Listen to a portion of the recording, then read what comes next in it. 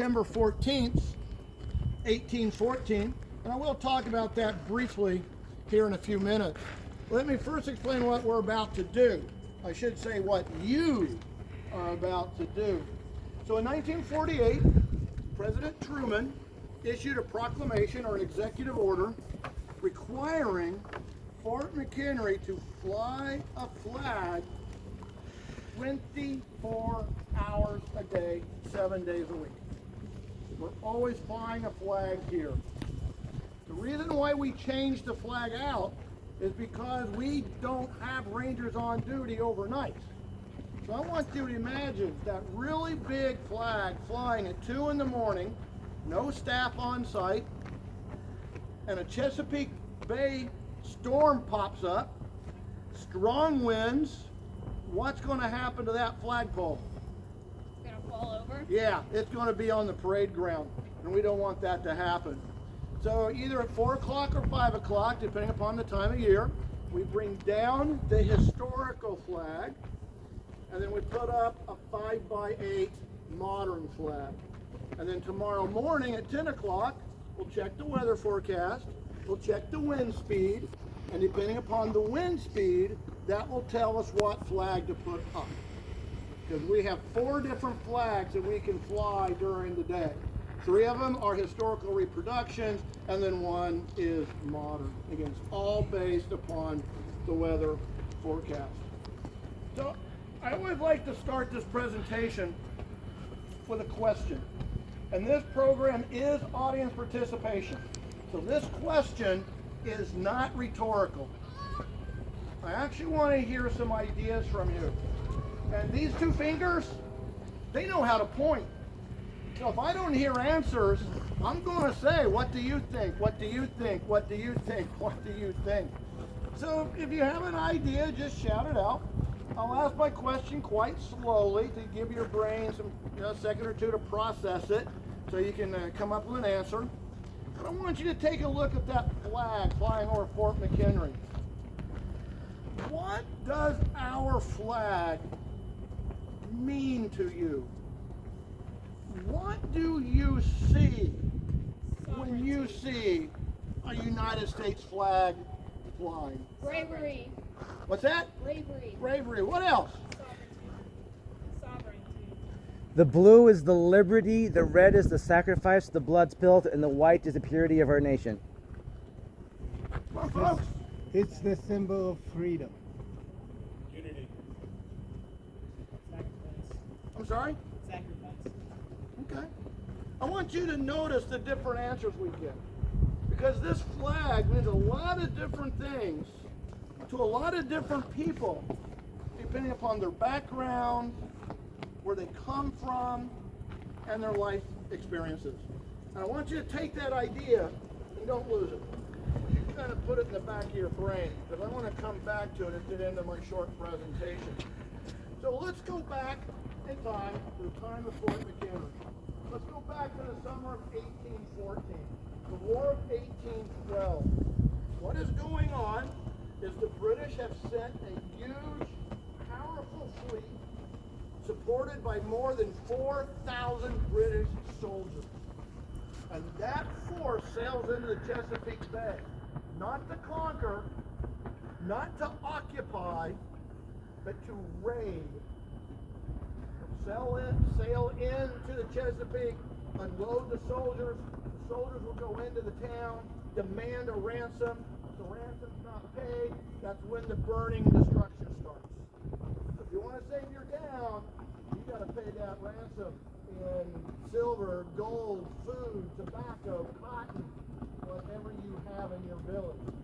They were spreading terror up and down the Chesapeake Bay because not everybody wanted to pay that ransom. They were burning villages and farms and barns and warehouses and factories.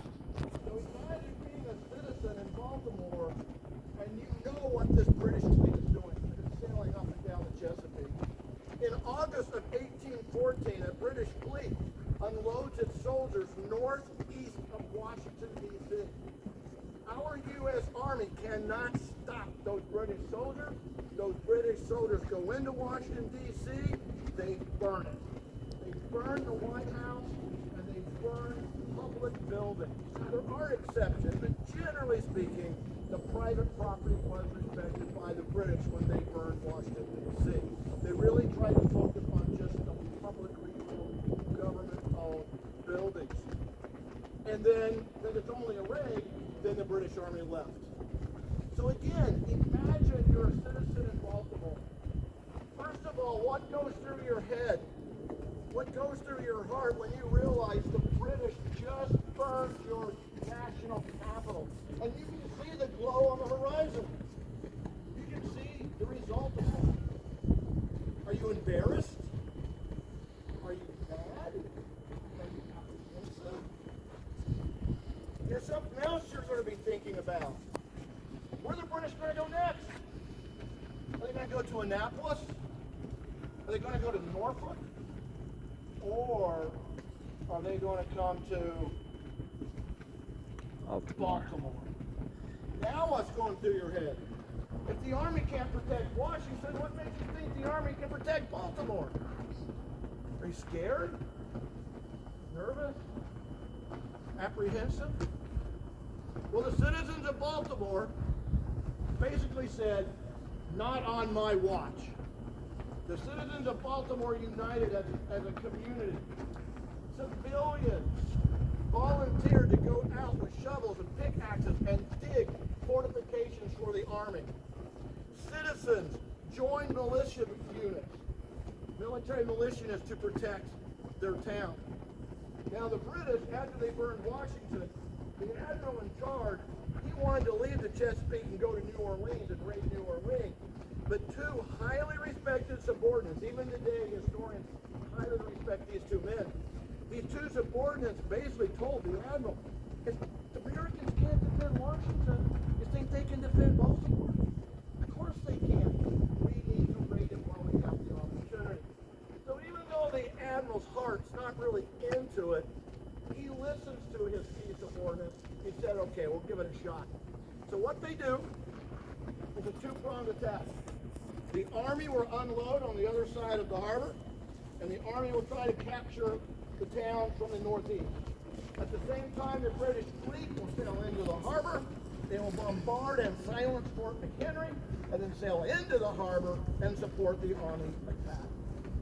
Well, our military force, with all these militia units and some U.S. Army units, grew to 15,000. And when the 4,000 British saw the 15,000 Americans dug in fortifications, and that's not a good idea. Navy, it's up to you. We're going to take Baltimore, it's up to the Navy. Morning of September 13th, 1814, the British Navy sailed out into this harbor. They're 2 miles away, that's halfway to that bridge. And early in the morning on the 13th, they opened fire on Fort McHenry. They're half a mile out of range. We cannot return fire.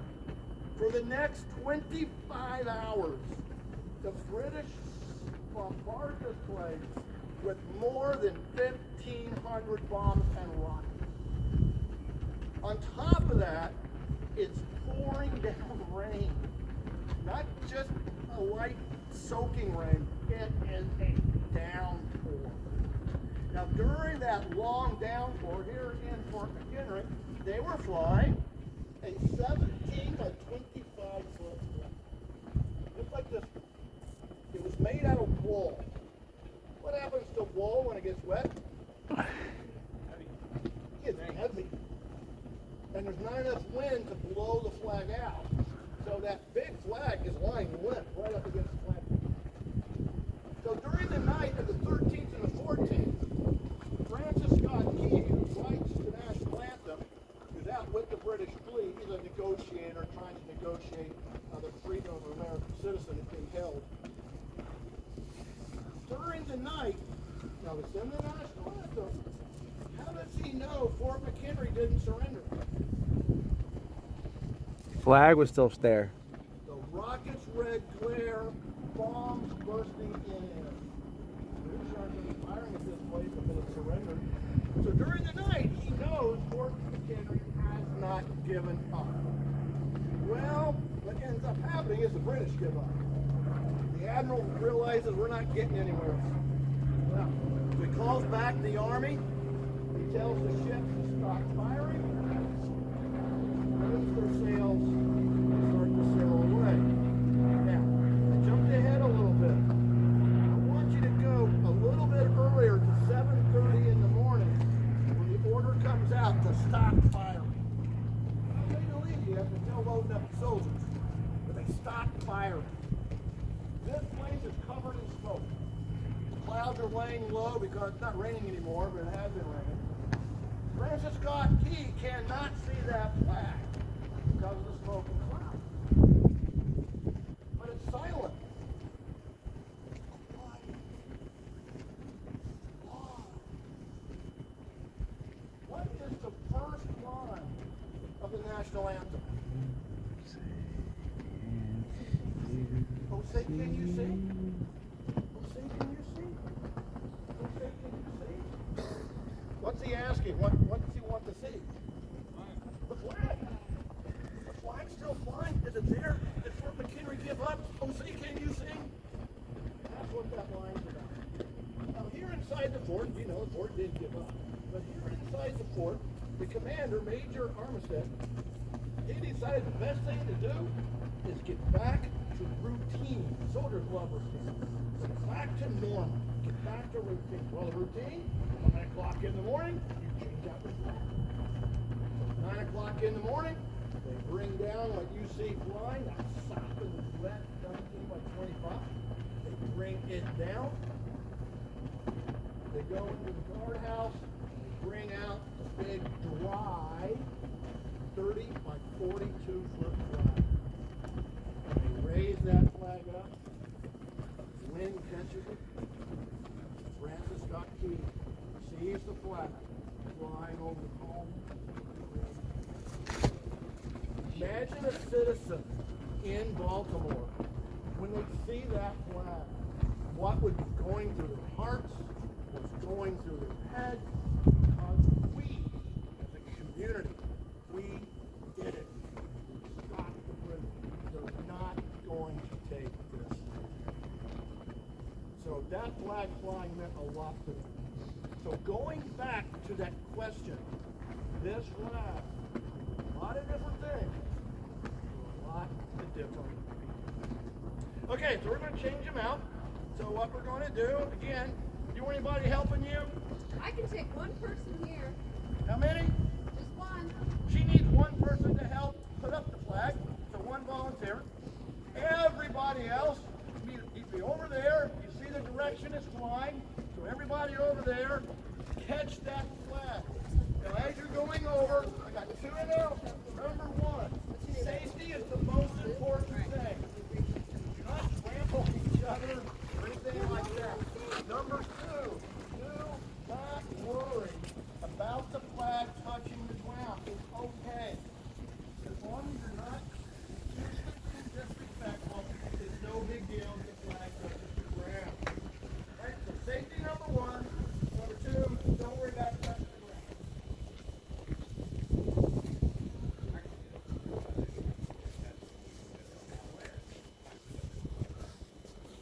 Yes.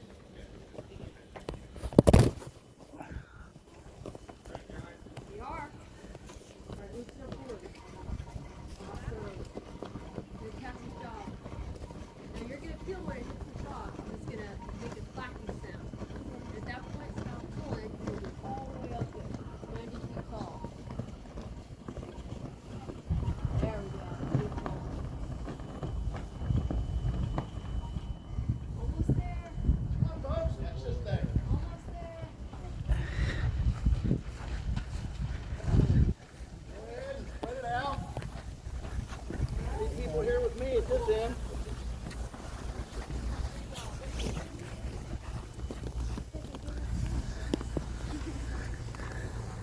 Oh, this thing is huge. I need some people here with me in this corner.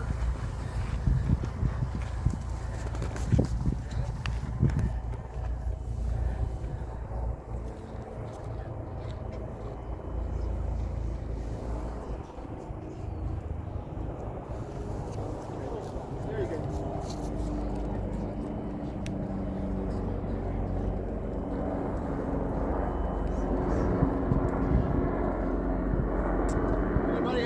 this big at home? Remember, this is not the 30 by 42. This is just 25 or 17 by 25. So to give you an idea how big the big one is, this flag just barely covers the blue. Just barely. Just barely. All right, so you got 15 stripes and 15 stars. So how many states are in the Union in 1814? 15. No, there's 18. Congress has not updated the law to make the flag officially have 18 and 18. Well, after the war, and it is 1818, Congress finally passes a new law changing the flag, and that's when Congress realizes we can't do this stripe thing anymore. Otherwise, we're going to end up with a pinstripe suit. So let's go back to 13 stripes and then 1 star for each state. So that happens in 1818. So how many flags, official flags, have we had? I'm talking national flags. How many official national flags have we had 6. in our country's history? Just guess. 6. 6. 27. Nice. 27. The current one, 50 and 13. When did it become the official? 60. 1960. What's the last state to join the Union? Hawaii. There's an easy way to remember it. The TV show. Hawaii 5-0. Hawaii 5-0 is a good way to remember it. All right, one last piece of trivia. Oh, 2 more pieces of trivia, then we'll fold it up. Look at the stars. The stars are not in a nice, neat row. The stars are at an angle. That is the title of the national anthem. The stars are spangled. That's called spangling. So what you're looking at is a star spangled Banner. banner. So that's where that title comes from, Star Spangled Banner. All right, last piece of trivia, then we'll go to work and fold this thing up for the night. So Mary Pickersgill made the 2 flags, 17 by 25 and the 30 by 42. Again, does anybody have a room where you could lay this out and sew it? Do you have a room that can handle a 30 by 42? So where do you think she actually sewed these 2 flags? Outside. Use some common sense on this. The middle courtyard. A warehouse. In a warehouse. This is what I find funny. Guess who owned the warehouse? A brewery. A brewery. Yeah. So, yeah, it was a neighbor. So she and her daughters and a niece and her mother made the 2 flags. All right. I could use one person where I'm at, or you just slide over a little bit. All right. Again, don't worry about touching the ground. Everything's fine. It's chill. Fold. The people on my left need to go high. Here. The people over here on my side need to go low. In other words, I want the stars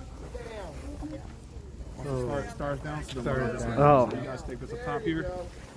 Take this All right, again, pull it nice and tight. And go again. This time it doesn't matter because we'll have stars down no matter which way you go. See which one they're going. So bring that back. Take that down. And one more time. Let me briefly jump in. I'll get it started, and then you're all going to take turns.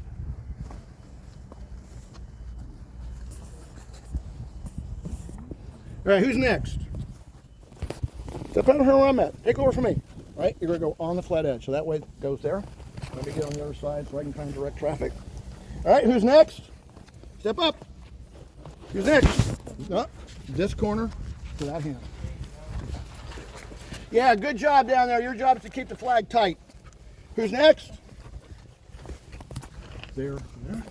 No, I was wrong. No, I wasn't. That was right. Are you next? Sure. All right. This one? That corner. Stay there. Keep it tight. Very good. Very good. Who's next? There's a lot of folds. Go ahead. Go ahead. Who's next? Come on, guys, just step right on up. Oh, look at that. You guys know what you're doing. I don't need to direct traffic at all. You're good. You're fine.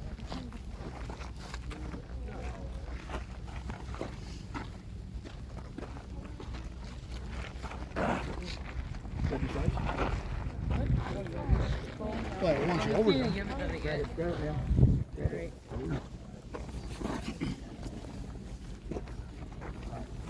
Slide down a little bit.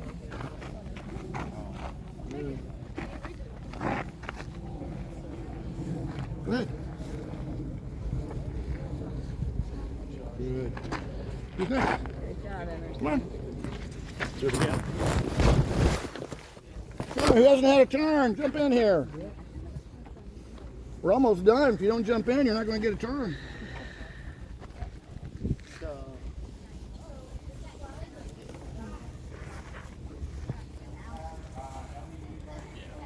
And we're there. Folks, thank you very much. I hope you enjoyed the presentation and come back and see us sometime. Thank you. Now here in about 9 minutes, 5:30, the two of them and me are going to get real grumpy. Because we got to start shutting the place down. All right? We got a couple minutes to look around, but not a whole lot.